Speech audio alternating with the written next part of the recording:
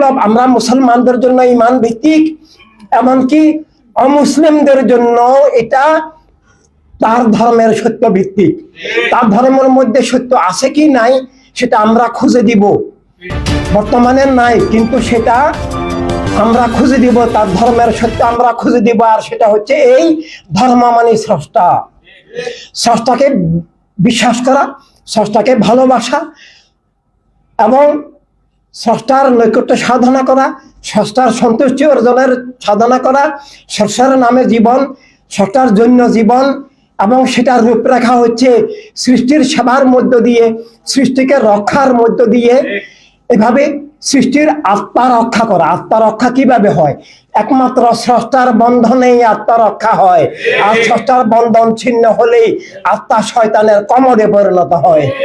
এভাবে স্রষ্টার বন্ধন, স্রষ্টার নামে জীবন তিনি যদি মানেন, এবং স্রষ্টার বিধান, স্রষ্টাই সবাইকে যে জীবন দিয়েছেন, সবার যে জীবনের বাঁচার অধিকার, রুটি রুজির অধিকার, আলো বাতাস মাটি পানি অক্সিজেন যেমন সবার, রাষ্ট্র সবার, দুনিয়া সবার, সম্পদ সবার, ইনসানি বিপ্লবের এই দিশা, এটা স্রষ্টার বিধান। এটা কলেমার তাৎপর্য, কলেমার রূপরেখা, করণের পাকের দিশা।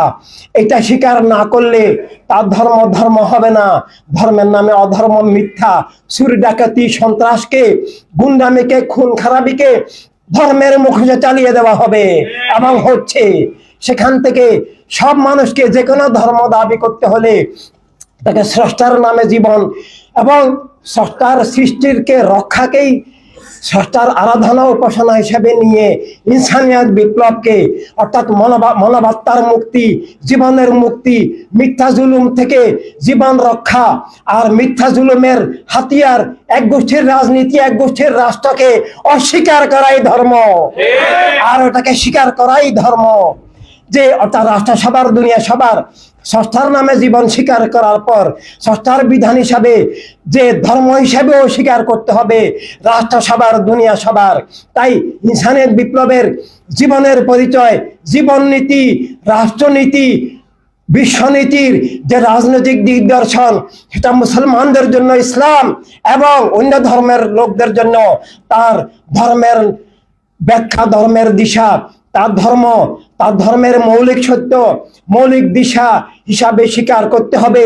এক গোষ্ঠীর রাজনীতি, এক গোষ্ঠীর রাষ্ট্র, এই মিথ্যা জুলুমের ধারাকে ইসলামের যেমন বিপরীত মুসলমানদেরকে বুঝতে হবে, তেমন অন্য ধর্মের লোকদেরকেও ধর্ম বিরোধী, জীবন বিরোধী তথা স্রষ্টা বিরোধী অপরাধ হিসাবে তাকে বুঝতে হবে। একই সাথে ধর্মের দাবি করুন আর না করুন, যদি তিনি স্রষ্টাকে স্বীকার করেন, মানব জীবনের ন্যাচারাল রূপরেখা, আমরা অক্সিজেন নিচ্ছি, আমরা খাওয়া দাওয়া করছি, চলাফেরা করছি, চোখ দিয়ে দেখতেছি, কান দিয়ে শুনতেছি, হাঁটা চলাফেরা করতেছি, এভাবে এটা যেমন ন্যাচারাল, প্রতিটি মানুষের আত্মা মালিকানার সাথে সাথে রাষ্ট্রীয় মালিকানা তথা রাষ্ট্রীয় নাগরিকত্ব এবং স্রষ্টার দেওয়া জন্মগত বিশ্ব নাগরিকত্ব, বিশ্ব মালিকানা, বিশ্ব সম্পদের উপরে তার মালিকানা, বিশ্ব কর্তৃত্বে তার অংশীদারিত্ব, এটাও জীবন মানবতার ন্যাচারাল বিষয়। কোনোটাই এখন নাই, সবকিছু ধ্বংস হয়ে গেছে, বিলুপ্ত হয়ে গেছে। স্রষ্টার নামে জীবনের এই সত্য যেমন বিলুপ্ত করে দিয়ে আজকে বস্তুবাদী, জাতীয়তাবাদী চেতনা, আত্মপরিচয়, আত্মাকে ছিনতাই, আমিটাকে ছিনতাই করে সেখানে একটা শয়তান আমি, বস্তুবাদী আমি, মিথ্যার দাস আমি, জুলুমের অংশীদার আমি তৈরি করেছে।